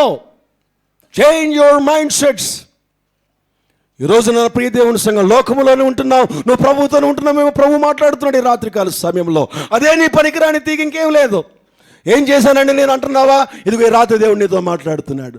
ఎందుకు నేను ఫలించట్లేదు అనుకుంటున్నావా? ఈ రాత్రి ప్రభు నీతో మాట్లాడుతున్నాడు. నువ్వు ఎలాగుంటున్నావో తెలుసా? డాన్సర్ లాగా తయారయ్యావు. భరతనాట్యాలు నేర్చుకుంటున్నావు, డిస్కో డాన్సులు నేర్చుకుంటున్నావు. ఒక అడుగేమో ప్రభుతో ఉంటున్నావు, ఒక అడుగేమో లోకములో ఉంటున్నావు. ఒక అడుగేమో ప్రభుతో ఉంటున్నావు అంటున్నావు, ఇంకొక అడుగేమో నీ ఇష్టానుసారంగా జీవిస్తున్నావు. చక్కగా మందిరానికి వస్తావు, చక్కగా వాక్యం వింటావు, చక్కగా ఆరాధన చేస్తావు, దేవుని వాక్యం అంటే ఎంతో సంతోషిస్తూ ఉంటావు. కానీ వెరీ షార్ట్ పీరియడ్, చాలా తక్కువ టైంలోనే మరలా లోక సంబంధమైనటువంటి వినోదాలు, లోక సంబంధమైనటువంటి డ్యాన్సులు, లోక సంబంధమైనటువంటి చీకటి వ్యవహారాలకు వెళ్ళిపోయి నీ బ్రతుకుని పాడు చేసుకుంటున్నావు. జాగ్రత్త నా ప్రియ దేవుని సంగమా. ఈ రాత్రి ప్రభు మాట్లాడుతున్నాడు, ఆయన నీతోనే ఉన్నాడు. నువ్వు ఫలించాలని ప్రభు ఆశపడుతున్నాడు, నువ్వు ఫలించాలని దేవుడు ఆశపడుతున్నాడు. ఆయన మాట్లాడుతున్న మాట ఏంటి తెలుసా? ఈ పనికిరాని తీగ ఆయనకు అప్పగించేస్తే ఆయన కట్ చేస్తాడు. ఆయన కట్ చేస్తాడు. నీకు ఇష్టమైతే ఆయనకు అప్పగిస్తే ఆయన కట్ చేస్తాడు. ఆ పనికిరాని తీగ కట్ చేయడానికి నీ వంతు నువ్వు ప్రయాసపడి ప్రభువుకు అప్పగిస్తే నువ్వు అత్యధికంగా ఆయన నిన్ను ఫలవంతంగా తయారు చేస్తాడు. ఆమేన్. హల్లెలూయా, హల్లెలూయా. చాలామంది అడుగుతుంటారు, ఎంతో ప్రార్థన చేస్తున్నాం పశ్చాల, ఎందుకంటే ప్రభుత్వం కనిపెడుతున్నామండి, అయినా నాకు ఫలం కనిపించట్లేదు. రాత్రి ప్రభు నీతో మాట్లాడుతున్నాడు. ఒకవేళ యాక్టింగ్ స్పిరిట్ నీలో ఉందేమో చూసుకో ఒకసారి. యాక్టింగ్ స్పిరిట్ నీతో ఉందేమో చూసుకో ఒకసారి. ఇక్కడ ఒకలాగా, బయటికి వెళ్ళిన తర్వాత ఒకలాగా, నీ స్నేహితులతో కలిసినప్పుడు లోక సంబంధమైనటువంటి వినోదాలతో, చక్కటి ఆ డ్యాన్సులతో నువ్వు కానీ వెళ్తూ ఉన్నట్లయితే ప్రభు మాట్లాడుతున్న మాట, లోకమును దాని ఆశయం గతించిపోతుంది. లోకముందు ఆసక్తి కలిగినటువంటి వాడు కూడా నాశనం అయిపోతాడు. వాడు దేవునికి సంబంధించిన వాడు కాదు అంటున్నాడు. నీ శరీరంలో ఎన్నో కోరికలు ఉంటాయి, శరీర ఆశలు నీకు ఎన్నోసార్లు నిన్ను లేపుతూ ఉంటాయి. కానీ ఆ శరీర ఆశల్ని ఎవరు చెప్పాలంటే ప్రభువుకు అప్పగించుకోవాలి.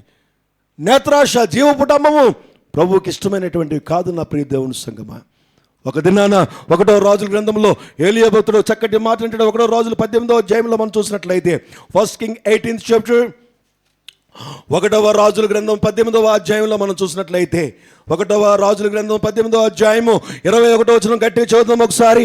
రోషము కలిగినటువంటి ఏలియా ఒక చక్కటి మాట మాట్లాడుతున్నాడు. ఏలియా జనులందరి దగ్గరికి వచ్చి చెప్పాలి, ఎన్నాళ్ళ మటుకు ఎన్ని తలంపులండి? 2 తలంపుల మధ్య తడబడుచుండుదురు. యెహోవా దేవుడైతే ఆయనను అనుసరించుడి, బయలు దేవుడైతే వారిని అనుసరించండి అని ప్రకటించగా జనులు అతనికి ప్రత్యుత్తరముగా ఒక్క మాట ఆయనను పలుకలేకపోయారు. రాత్రి రాష్ట్రం కలిగినటువంటి సేవకునిగా నేను కూడా చెప్తున్నాను, ఉంటావా? ప్రభుత్వం ఉండవు. ఒక ప్రభుత్వం ఉండడం ఇష్టం లేదా? వదిలిపెట్టేసే మొత్తం కంప్లీట్గా వెళ్ళిపో లోకంలోనికి. కంప్లీట్గా నువ్వెంత కాలము సంతోషిస్తావో సంతోషించుకుని వెళ్ళిపో బయటికి. ప్రభు ఎప్పటికైనా నేను మళ్ళీ రక్షించుకుంటాడా? లేదండి నేను ప్రభుత్వనే ఉండాలనుకుంటావా? ఉండు ఖచ్చితంగా ప్రభుత్వం. ఆయన నిన్ను ఫలింపచేస్తాడు. ఆమేన్. హల్లెలూయా, హల్లెలూయా. ఎంత కాలము ఈ పనికిరాని తీగను పట్టుకుని వేలాడుతావు నీవు. ఆయనేమో నీ కొరకు రక్తము కార్చి, రక్తమును వెలగా చెల్లించి నిన్ను ఫలింప చేయాలని, నీ కుటుంబాన్ని కట్టాలని, నీ మనసును కట్టాలని, నీ జీవితాన్ని కట్టాలని ప్రయాసపడుతుంటే ఒక పక్క నుంచి నువ్వేంటంటే ఆ 2 హృదయాలు పట్టుకుని కూర్చున్నా. 2 తలంపులు. చూడండి, మేకప్ వేసిన తర్వాత సినిమా వాడు వెళ్ళి ఒకలా చక్కగా ఎలా రకరకాల మేకప్లు వేసుకుని మళ్ళీ బయటకు వచ్చిన తర్వాత తుడిసేసినట్టుగా ఉంది నీ హృదయం, నీ జీవితం, నీ బ్రతుకు. రాత్రి నా ప్రియ దేవుని సంగమా, ఇలాగే ఉంటుంది. పనికిరాని తేలు గురించి మాట్లాడితే ఎలాగుంటుంది? మీ మొక్కలు అలాగే మాడిపోతాయి. Praise Lord. Amen. Hallelujah, hallelujah. మొట్టమొదటి తీగేంటి? పనికిరాని తీగ, వేషధారణ పనికిరాని తీగ. చెప్పండి ఒకసారి. ఇది హేరోదు పనికిరాని తీగ. మనం కూడా హేరోదులాగా ఉన్నాం. మనం హేరోదు లాంటి వాళ్ళం కాదో నిజమైన జీవమైనటువంటి ఆ ప్రభు యొక్క సైన్యములో చేరినటువంటి వారు. ఆమేన్. హల్లెలూయా, హల్లెలూయా. క్రీస్తు రక్తంతో కడగబడి జీవమైనటువంటి దేవుని సంబంధంలో మనం హేరోదు లాంటి వారం కాదండి. హేరోదు ఈరోజు రాజుకుంటే రేపొద్దున ఉంటాడో ఉండో మనకు తెలియదు, కానీ మనం బ్రతికినంత కాలము చనిపోయిన తర్వాత కూడా మనం రాజులమే. ఆమేన్. హల్లెలూయా. యోధా గోత్రపు సింహములు మనమందరం కూడా. అలా బ్రతకాలంటే నీలో ఏం కావాలో తెలుసా? స్పిరిచువల్గా ఆత్మ సంబంధమైన రోషం రావాలి నీలో. రోషం లేనివాడిగా బ్రతుకుతున్నాం క్రైస్తవ సంఘాలు ఈరోజు. ఎక్కడ చూసినా వాళ్ళు రోషాలు కనిపించట్లేదండి.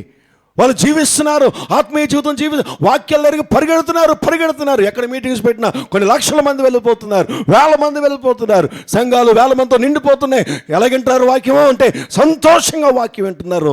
హేరోదు వలె చెప్తున్నటువంటి సేవకులకు కూడా హేరోదు భయపడినట్టుగా భయపడుతున్నారు. కానీ ఒక సమయం వచ్చినప్పుడు వారు కంప్లీట్గా లోకానుసారంగా వెళ్ళిపోతున్నటువంటి పరిస్థితి.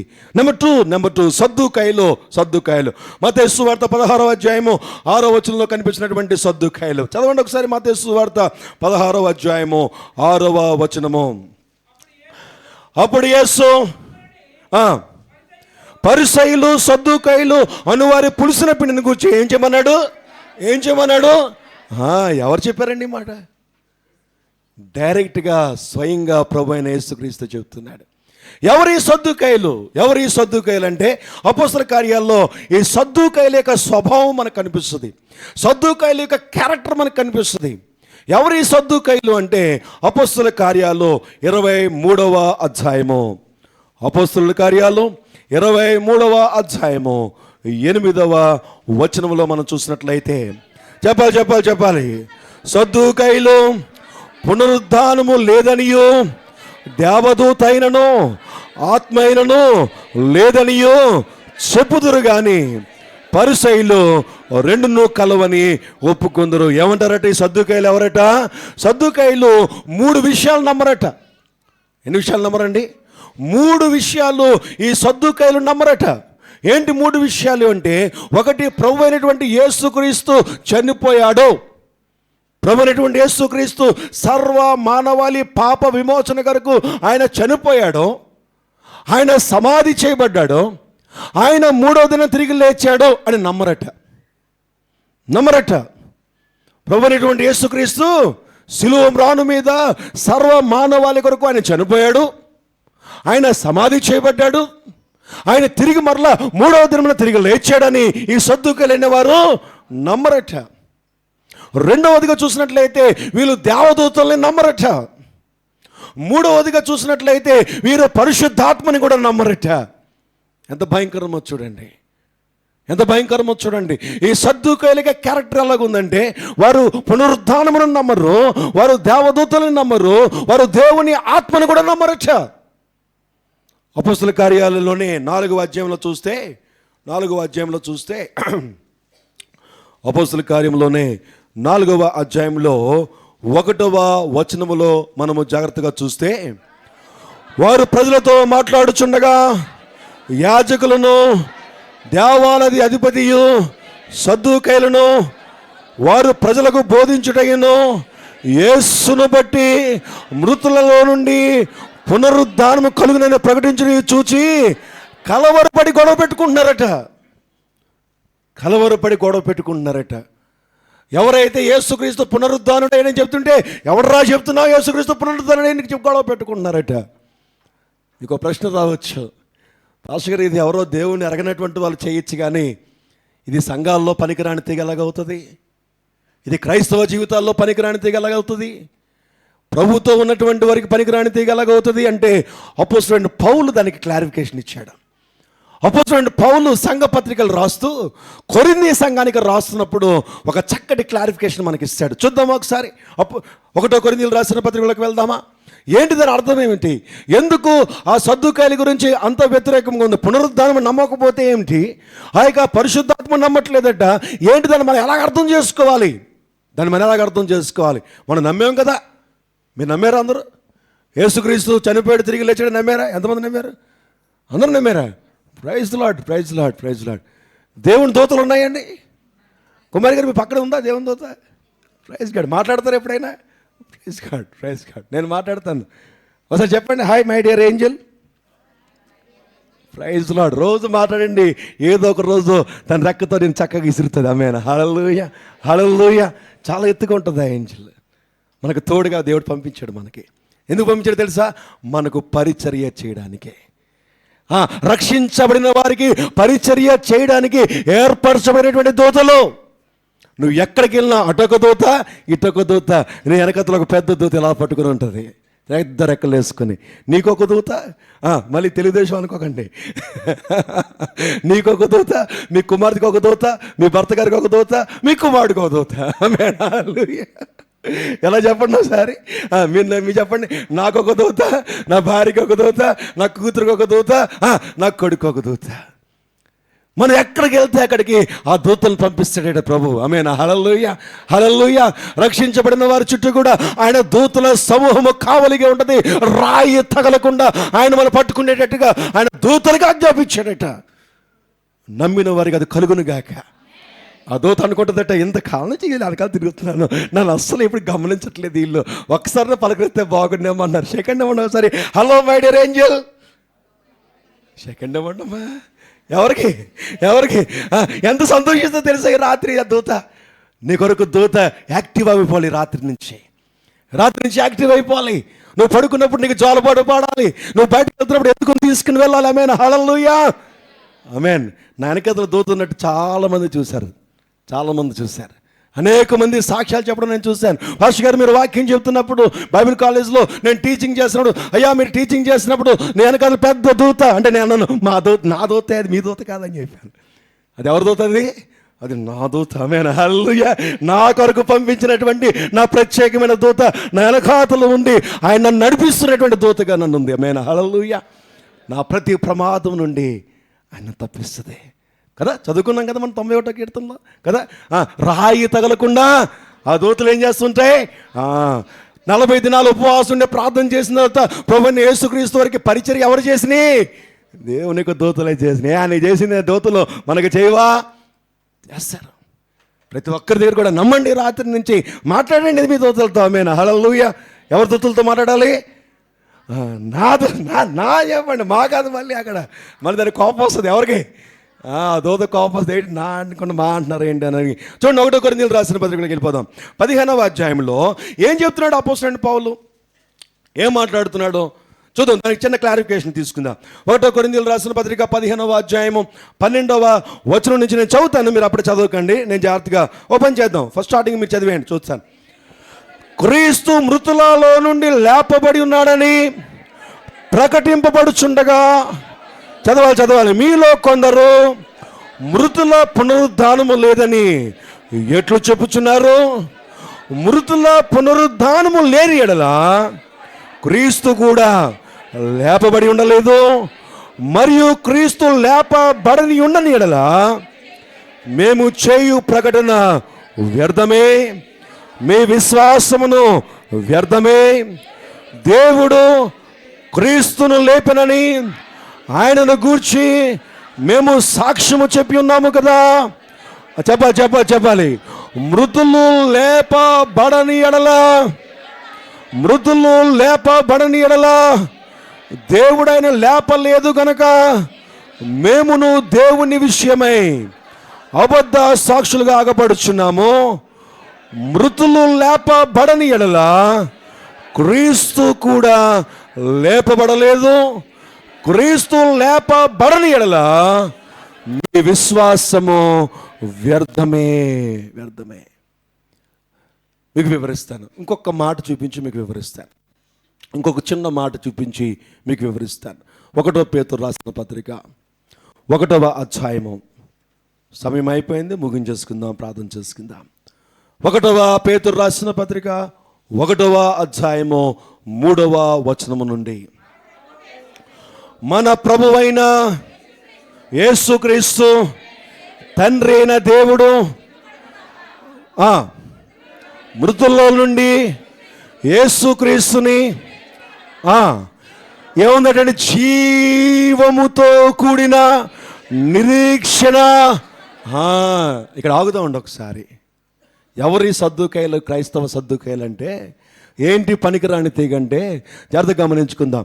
ప్రభు అయినటువంటి యేసుక్రీస్తు చనిపోయాడు, తిరిగి లేచాడు, ఆయన మరలా నా పాపం క్షమించను నమ్మితే నీకంటూ ఒక శుభ నిరీక్షణ ఉంటుందట. తండ్రి అయినటువంటి దేవుడు నన్ను కూడా ఎక్కడ పడిపోయినా ఆయన నన్ను పైకి లేపుతాడు.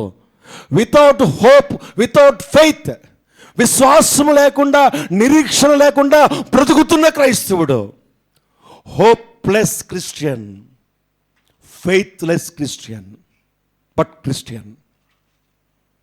ప్రభువు నమ్ముకున్నవాడే, ప్రభుతో నడుస్తున్నటువంటి వాడే, బట్ వాడు పర్సనల్ లైఫ్లో ఒక నిరీక్షణ లేనటువంటి జీవితము, వాడి పర్సనల్ లైఫ్లో ఏమాత్రం కూడా విశ్వాసము లేనటువంటి జీవితం. మనం గడిచిన దినాలు చదువుకున్నాం కదా, ఆయన తన కుమారుణ్ణి నా కొరకు పంపగా లేనిది నాకు సమస్తమును ఎందుకు ఇవ్వడు, అది ఉంటుందట వాళ్ళలో. ఈ సద్దుకాయ ఆత్మ ఉన్నటువంటి వాళ్ళకి అది ఉండదు. వీళ్ళకి ఎప్పుడు చూసినా సరే వాక్యం వింటారు, ప్రార్థన చేస్తారు, కానీ వీళ్ళలో ఒక నిరీక్షణ ఉండదు, ఒక విశ్వాసము ఉండదు. చూడండి, అక్కడ మనం చూసినట్లయితే జీవముతో కూడిన నిరీక్షణ అన్నాడా? జీవముతో కూడిన అంటే జీవము కలిగిన. ఒక విషయం చెప్పమంటారా? కొంతమంది క్రైస్తవ నిరీక్షణ ఎలాగ ఉంటుందో తెలుసా? Thank you brother. జీవము లేని నిరీక్షణ. మాట ఏమో చేస్తాడండి, నాలాంటికి ఎలాగ ఉంటుందంటే నా మాట కూడా చల్లేస్తున్నారు వీళ్ళు అన్నట్టుగా ఉంటుంది. నేనే చాలా ఇబ్బందుల్లో, కష్టాల్లో, జీవంగానే నిరీక్షణతో ఏదో ఫైర్తో వెళ్తూ దేవుడు మీకు సహాయం చేస్తాడా అంటే చేస్తాడంటారా అంటే నాకు కూడా చేస్తాడంటారా అన్నట్టు అయిపోద్ది.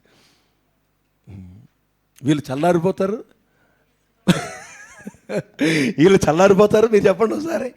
వీళ్ళు చల్లారిపోతారు, చల్లారి చేస్తారు కూడా. చూడండి, జీవము అంటే క్రీస్తు ఆయన చనిపోయాడు, ఆయన తిరిగి లేచాడు అంటే నీలో ఆ జీవము కలిగినటువంటి విశ్వాసం ఎక్కడికి వెళ్ళిపోయింది? తండ్రి అయినటువంటి దేవుడు తన కుమారుని నీ కొరకు పంపించాడే, ఆయన నీ పాపము కొరకు చనిపోయి ఆయన పాప విమోచన కొరకు ఆయన తిరిగి లేచి ఆయన జీవము నీకు ఇచ్చాడు కదా, ఆయన ఆత్మ నీకు ఇచ్చాడు కదా, ఆయన అభిషేకాన్ని నీకు ఇచ్చాడు కదా, ఆయన యొక్క రాజ్యములో నీకు స్వాస్థ్యమునిచ్చాడు కదా, ఆయన రాజ్యంలో స్వాస్థ్యమునిచ్చావు కదా. నిజంగా ప్రభువైన యేసుక్రీస్తు చనిపోయాడు, తిరిగి లేచాడు నా కొరకు అని అంటే నువ్వు ఖచ్చితంగా ఎలాగుంటావు తెలుసా? నేను దేవుని రాజ్య సంబంధాన్ని నమ్ముతావు. ఆమేన్, హల్లెలూయా. నీ కొరకు ప్రభు చనిపోయి తిరిగి లేచి ఏమి ఇచ్చాడు నీకు? పరలోకంలో స్వాస్థ్యముని ఇచ్చాడు. అదే ఉంటుంది అక్కడ తర్వాత వచనాల్లో. టైం లేదని నేను ఎక్స్ప్లెయిన్ చేయడానికి అవ్వట్లేదు, అక్కడ అదే ఉంటుంది. సో జీవంగా ఎటువంటి నిరీక్షణ కాదు, విశ్వాసం కాదు, అని దేవుని రాజ్య సంబంధిగా నువ్వు బ్రతుకుతా ఉందా? అదే నీ పనికిరాని తీగ. ఎన్నో వాక్యాలు వింటావు, ఎంతోమంది దైవజనుల ద్వారా నువ్వు చక్కగా మాట్లాడుతూ ఉంటావు, బలపరుచుకుంటూ ఉంటావు, ఎంతో ప్రార్థన చేస్తావు, కానీ ఒక చిన్న నిరీక్షణ నీకు ఉండదు, ఆవగింత విశ్వాసం నీకు ఉండదు, నేను దేవుని రాజ్య సంబంధమైనటువంటి ఇంగిత జ్ఞానం కూడా నీకు ఉండదు. నువ్వు ఎలాగుంటావు అని తెలుసా? నీ తల్లి గర్భంలో జన్మించిన జన్మతోనే ఇంకా బ్రతుకుతాడు. బైబిల్ అంటుంది, క్రీస్తులో ఉన్నవాడట తల్లి గర్భములో జన్మించిన జన్మలో ఆయన చనిపోవాలి, క్రీస్తు గర్భంలో నూతన సృష్టిగా సృష్టించబడాలి. ఆమేన్, హల్లెలూయా. ఇది న్యూ క్రియేషన్ క్రిస్టియానిటీ అంటే. క్రైస్తవ జీవితం అంటే ఏంటో తెలుసా? నువ్వు చనిపోయి తిరిగి బ్రతకాలి. ఆమేన్, హల్లెలూయా. క్రీస్తు చనిపోయి తిరిగి ఎలాగైతే లేచాడో నువ్వు కూడా పాపపు జన్మలో చనిపోయి క్రీస్తులో తిరిగి లేచావో, నువ్వు క్రీస్తులో పునరుద్ధానుడయ్యావు. నీ శాపపు యొక్క జన్మ, నీ తల్లి గర్భంలో పుట్టినటువంటి జన్మతః ఉన్నటువంటి ఆ యొక్క జన్మలో నుంచి నువ్వు చనిపోయి క్రీస్తులో తిరిగి నువ్వు నూతన పరచబడ్డా. అదే అంటాడు నీకోదేమో. ఏమంటాడంటే, అయ్యో నేను ఎలాగ మళ్ళీ తిరిగి జన్మించాలి, నా తల్లి గర్భంలో ఎలా జన్మించాలంటే, లేదు నువ్వు ప్రభువుని అంగీకరించిన రోజున నువ్వు చచ్చిపోయావు, మళ్ళీ తిరిగి క్రీస్తులో తిరిగి నూతన జన్మ ఉందా? ఎక్స్పీరియన్స్ నీకుందా? నువ్వు నూతన జన్మలో ఉన్నావు, ఇంకా తల్లి గర్భంలోనే ఉన్నటువంటి ఆ జన్మతోనే నువ్వు మాట్లాడు. మా వంశం అండి, మా నాన్నండి, మా అమ్మ అండి, మా తాత అండి, అయ్యో వాళ్ళకి సరిగ్గా పెంచుంటే నేను బాగుండేవని నీ కర్మ. అయిపోయింది ఆ బ్రతుకు అయిపోయింది. జీవమైనటువంటి క్రీస్తులో ఆయన నిన్ను తిరిగి జన్మింపచేశాడు. ఆమేన్. హల్లెలూయా, హల్లెలూయా. నీ శాపపు బ్రతుకు, నీ శాపపు జీవితంలో నుంచి క్రీస్తులో తిరిగి నువ్వు జీవింపచేయబడ్డానికి నువ్వు జన్మింపచేయబడ్డావు. నీ ప్రతి పాపము క్షమించబడింది. ఒక నిరీక్షణ నీలో ఉండాలి. నా ప్రియ దేవుని సంగమా, ఆ నిరీక్షణ కానీ నీకు లేకపోయినట్లయితే, ఆ నిరీక్షణలో కానీ నువ్వు వెళ్ళకపోయినట్లయితే చాలా కష్టం. నా ప్రియ దేవుని సంగమం చూడండి, ఆ దాంట్లోనే ఇంకా మనం కొంచెం అలాగా మనము ముందుకు వెళ్ళినట్లయితే, రక్షణ కలుగునట్లు విశ్వాసము ద్వారా దేవుని శక్తి చేత కాపాడడం మీ కొరకు ఆ స్వాస్థ్యము పరలోకమందు భద్రపరచబడి ఉన్నది. రెండవదిగా నిజంగానే ప్రభువు అయినటువంటి యేసుక్రీస్తు నా కొరకు చనిపోయాడు, తిరిగి లేచాడు అని నువ్వు నమ్మితే బైబిల్ ఏముందో తెలుసా? నమ్మి బాప్తీసం పొందుకున్నవాడు రక్షింపబడును. వీళ్ళ రెండవ క్యారెక్టర్ ఏంటో తెలుసా? ఎవరి క్యారెక్టర్? ఈ సద్దూకాయల క్యారెక్టర్. సంవత్సరాల నుంచి ప్రభు దగ్గరికి వెళ్తూ ఉంటారు, సంవత్సరాల నుంచి ప్రభు గురించి వింటూ ఉంటారు, కానీ బ్యాప్టిజం అంటే అమ్మా అంటారట. బ్యాప్టిజం తీసుకోలేదు నా కోసం చెప్పేస్తున్నారు అనుకోకండి, నేను ముందే చెప్పాను. నేను ఎవరి గురించి చెప్పట్లేదు. వీళ్ళకి బ్యాప్టిజం అంటే పడదు, బాప్తిజం అంటే ఇష్టపడరు, కానీ ప్రభు అంటే ఇష్టపడతారు, వాక్యం అంటే ఇష్టపడతారు, ప్రార్థన అంటే ఇష్టపడతారు, సంఘం అంటే ఇష్టపడతారు, దేవుడు అంటే ఇష్టపడతారు, ప్రభువుని మామూలుగా ఉన్న వాళ్ళకంటే చక్కగా ప్రేమిస్తారు. కానీ బ్యాప్టిజం అంటే ఆ ఒక్కటి అడక్కంటారు అంతే. ఏదో పెద్ద దయ్యం మీదకి వచ్చేస్తున్నట్టు ఫీల్ అయిపోతారంటే బ్యాప్టిజం అంటే చాలా వీళ్ళకి భయం వచ్చేది. ఎందుకో తెలుసా? అసలు యేసుక్రీస్తు చనిపోయాడు, తిరిగి లేచాడు, నా ప్రతి పాపాన్ని క్షమించాడని నమ్మి బాప్తిసం పొందుకున్నవాడు రక్షింపబడును అని చెప్పి తర్వాత ఏమంటాడో తెలుసా? ఎక్కడుందో చదవండి. మార్కు సువార్త 16వ అధ్యాయం 16 నమ్మని వానికి శిక్ష విధించబడి అంటే దాని అర్థం ఏంటి? దాన్ని ఎలాగ అర్థం చేసుకోవాలి? మనం ఏ విధంగా అర్థం చేసుకోవాలి? మార్కు సువార్త 16వ అధ్యాయం 16వ అధ్యాయము 16వ వచనం చదవండి, అందరికంటే చదవండి. నమ్మి బాప్తిసం పొందినవాడు రక్షింపబడును, నమ్మని వానికి శిక్ష. నమ్మని వానికి అంటే ఎవరైతే బాప్టిజం పొందుకోలేదో, ఎవరైతే బ్యాప్టిజం పొందుకోవడానికి ఇష్టపడటం లేదో వారు ఇంకా ప్రభు నా కొరకు జన్మించాడు, నా కొరకు చనిపోయాడు, నా ప్రతి పాపం నుంచి విమోచించాడు అనేటువంటి ఆ జ్ఞానంలోకి వెళ్ళలేదు. ఇంకా రక్షణ ఎంత గొప్ప భాగ్యం అండి. తల్లి గర్భంలో ఉన్నటువంటి శాప దినములో నుంచి క్రీస్తు గర్భంలో తీసుకుని వెళ్ళే గొప్ప ఆధిక్యత కదా అది. వాళ్ళకి విశ్వాసం ఉంటుంది, ప్రభు అంటే ఇష్టం ఉంటుంది, వాక్యం ఉంటుంది, ప్రార్థన ఉంటుంది, ఉపవాసం ఉంటుంది. ఎంతో చక్కగా దేవుడు అంటే ఇష్టపడతారు, మంచి మాటలు చెప్తే చక్కగా ఆలకిస్తారు. వాళ్ళు రెగ్యులర్గా చర్చెస్ కూడా అటెండ్ అవుతుంటారు. చాలా చర్చెస్లో సంఘాల్లో చూస్తే వాళ్ళు ఎప్పటికీ కూడా బ్యాప్టిజం జోలికి మాత్రం వెళ్ళడానికి ఇష్టపడరు. ఈ రాత్రికాల సమయంలో నీ పనికిరాని తీగదే లేచి నుంచుందాం, ప్రార్థన చేసుకుందామా? పరిస్థితి గురించి మనం రేపు చెప్తుంది చేసుకుందాం. సమయం అయిపోయింది, మనం లేచి నుంచుందాం. ఈ రాత్రికాల సమయంలో లేచి నుంచుందాం. రెండు చేతుల్లో పైకి చాపి పాస్టర్ గారు వచ్చి ప్రార్థనలు నడిపిస్తూ ఉంటుండగా మన హృదయాలను పరిశీలన చేసుకుందాం. రెండు చేతులు పైకి చాపి. ఎవరు బైబిల్ చదువుకోకండి, పరసలు చదువుకోకండి, ఏమి చదువుకోకండి. ఇది ప్రార్థనా సమయము. నీ పనికి రాని తీగ నువ్వు ఫలించడానికి అవకాశం లేనటువంటి పనికి రాని నువ్వు తీసుకునే టైము. రెండు చేతులు పైకి చాపి, ప్రభువా రెండు విధాలుగా రెండు హృదయాలతో నేను ఉన్నానేమో ప్రభువా, రెండు తలంపుల మధ్యలో నేను ఉన్నానేమో నాయన, ఉంటే నీతోనే ఉంచు నాయన, నీలోనే అభిషేకించు ప్రభువా. రెండు చేతులు పైకి చాపి మన హృదయాన్ని ప్రభు కొరకు సిద్ధపరుచుకుందామా? అయ్యో ప్రభువా సహాయము దయచేయండి ఆయన. అయ్యా నన్ను సిద్ధపరచు తండ్రి. రెండు హృదయాల తలంపైనటువంటి ఆ పనికిరాని తీగ నాలోంచి తీసివేయనాయన. నీలోనే నన్ను ప్రతిష్ఠించు, నీలోనే నన్ను బలపరచు నాయన, నీలోనే నన్ను కట్టునాయన. నీకు స్తోత్రాలు. పరిశుద్ధురానికి వందన. ప్రార్థన చేద్దాం. రెండు చేతుల్లో పైకి చాపుకొని హల్లెలూయా, గ్లోరియస్ లార్డ్. పరిశుద్ధురానికి స్తోత్రాలు. ఏక మనసు దయచేయమని అడుగుదాం. ప్రభా నీ వైపు నిఠారుగా నిలబడే అయా అభిషేకాన్ని నాకు దయచేయండి నాయన. నీలోనే మేము అయా ప్రభా బలపరచబడ్డానికి మాకు సాయం దయచేయండి అయా. నీతో ఉండి లోకంలో వెళ్ళిపోతున్నామేమో, లోక సంబంధమైన ఆలోచనలు మాలో ఉన్నాయి. ప్రార్థన చేద్దాం ఒకసారి. పాస్టర్ గారు ప్రార్థనలు నడిపిస్తుంటారు. అందరూ కూడా మన దేవుని కుమారులు మనం సమర్పణ చేసుకుంటాం. మన జీవితంలో ఏమి పనికిరాని తీగ ఉందని మనకు తెలుస్తుంది. మనకు తెలియకుండా ఉండదు. దేవుని దగ్గర మనం ఒప్పుకును, ఆ పనికిరాని తీగ ఏమీ తెలుసుకును దాన్ని తీసివేయడానికి మనం ఇష్టపడినప్పుడు దేవుడు మనల్ని ఆశీర్వదిస్తారు, దేవుడు మనల్ని నడిపిస్తారు. దేవుడు కృప మనతో పాటు ఉంటుంది, దేవుని దూత మనతో పాటు ఉండి మనల్ని నడిపిస్తుంది. మనం పనికిరాని తీగ తీయకుండా మన జీవితంలో అది ఉంచుకున్నప్పుడు మన జీవితంలో ఏ కార్యం కూడా జరగడానికి మన జీవితంలో అవ్వదు. కాబట్టి మనం ఒకసారి ప్రార్థన చేసుకున్నాం. పరిశుద్ధ మీకు స్తోత్రం ప్రభా, ఇదనైనా ఈ మొదటి దినము ప్రభా, ఇదనైనా తండ్రి మీకే స్తోత్రం ప్రభా. ఏసయ్యా మీకే వందనాలు చెల్లిస్తున్నాం తండ్రి. మా జీవితంలో ప్రభా చాలా పనికిరాని తీగలు ఉంది నాయన, అది మేము తీయలేకపోతున్నాం నాయన. దేవా మాలో అది నాటుకుపోయి ఉంది నాయన, అది తీయాలంటే చాలా కష్టమైన పరిస్థితి నాయన, మేము తీయలేకపోతున్నాం తండ్రి. దేవా సహాయం దయచేయవా ప్రభా. మా జీవితంలో ఎన్నో పనికిరాని తీగ ఉంది దేవా, అది మంచి తీగ అనుకుని మేము దాన్ని ఉంచుకున్నాం ప్రభా. ఇదో ప్రభా, ఇదో వాక్యం దూరంగా ప్రభా మీరు మాతో మాట్లాడారు ప్రభా. ఇది పనికిరాని తీగ తెలిసి కూడా ప్రభా దాన్ని ఉంచుకుంటున్నాం తండ్రి. యేసయ్యా మమ్మల్ని క్షమించండి ప్రభా. ఆ పనికిరాని తీగ మేము తీసివేయడానికి మాకు సహాయం దయచేయండి, ఆత్మాభిషేకం దయచేయండి ప్రభా. నీ కృపా కనికరం మా మీద ఉంచండి ప్రభా. చెప్పిన వాక్యంలో ప్రభా ప్రతీది ప్రభా మా జీవితంలో మేము అప్లై చేసుకున్న వాక్యసారంగా మేము నడుచడానికి సహాయం దయచేయండి. పరిశుద్ధ మీకు స్తోత్రం ప్రభా. ఈ 40 దినాలు కూడా ప్రభా 40 పనికిరాని తీగలు ప్రభా మా జీవితం ఏముందో ప్రభా మేము ప్రభా మమ్మల్ని మేము టెస్ట్ చేసుకుని దేవా మేము దాన్ని తీసివేయడానికి మేము ప్రయాసపడ్డానికి ప్రభా నీ వాక్యంలో మాతో మాట్లాడండి, మేము బలపడడానికి సహాయం దయచేయండి ప్రభా. తీసివేయడానికి కూడా మాకు బలము శక్తిని దయచేయండి ప్రభా. ఎందుకన్నా కొన్ని ప్రభా నాటుకుపోయి ఉంది నైనా, అది తీయలేక మేము దాన్ని ఉంచుకున్నా ఉందైనా, దానివల్ల ఎన్నో కష్టాలు ఎన్నో శ్రమలు మా జీవితంలో వచ్చినప్పుడునైనా అది తీయలేకపోతున్నాము ప్రభా. సహాయం దయచేయండి దేవా. నీ సహాయము నీ తోడు దేవా, నీ కృప నీ కనికరం మా మీద ఉంటా ప్రభా. పనికిరాని తీగ మేము తీసివేయగలుగుతాము నాయన, సహాయం దయచేయండి ప్రభా.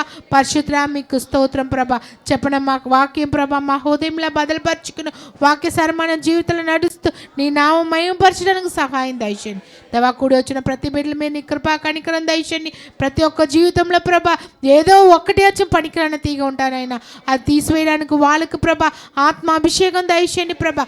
శక్తి ఇవ్వండి ప్రభా, జ్ఞానం ఇవ్వండి ప్రభా, వెతికి పట్టుకునే శక్తి వాళ్ళకు దయచేయండి ప్రభా. దేవా పనికిరాని తీగ ఎక్కడ నాటుకుపోయి ఉందో వెతికి వాళ్ళు పట్టుకుని దాన్ని తీసివేయడానికి సహాయం చేసి నడిపించండి. పరిశుద్ధ మాతో మాట్లాడిన విధానం బట్టి స్తోత్రములు చెల్లించి రేపటి దినం మీరు ప్రభా మేము మమ్మల్ని సమర్పణ చేసుకుని నీ సన్నిధానికి రావడానికి మాకు సహాయం దయచేయండి దేవా. ఏ రోజు మేము మిస్ అవ్వకుండానైనా దేవా విలువైన మాటల ప్రభా మేము నిర్లక్ష్యం చేయకుండా అయినా దేవా దాన్ని విడిచిపెట్టి ఇంట్లో కూర్చుని ఉండకుండా ప్రభా ఎంత బలవీన ఉన్నాలో, ఎన్ని కష్టాలు ఉన్నాలో, ఎన్ని నేర్సాలు ఉన్నాలో మేము దేవా ఏదైనా నీ సన్నిధికి రావడానికి మాకు దేవా పురి కలపండి ప్రభా, మాకు ఆసక్తి కల్పించండి ప్రభా. స్తోత్రములు దేవా, నీకే స్తోత్రములు చెల్లించి యేసుక్రీస్తు నామములో అడుగుతున్నాం తండ్రి,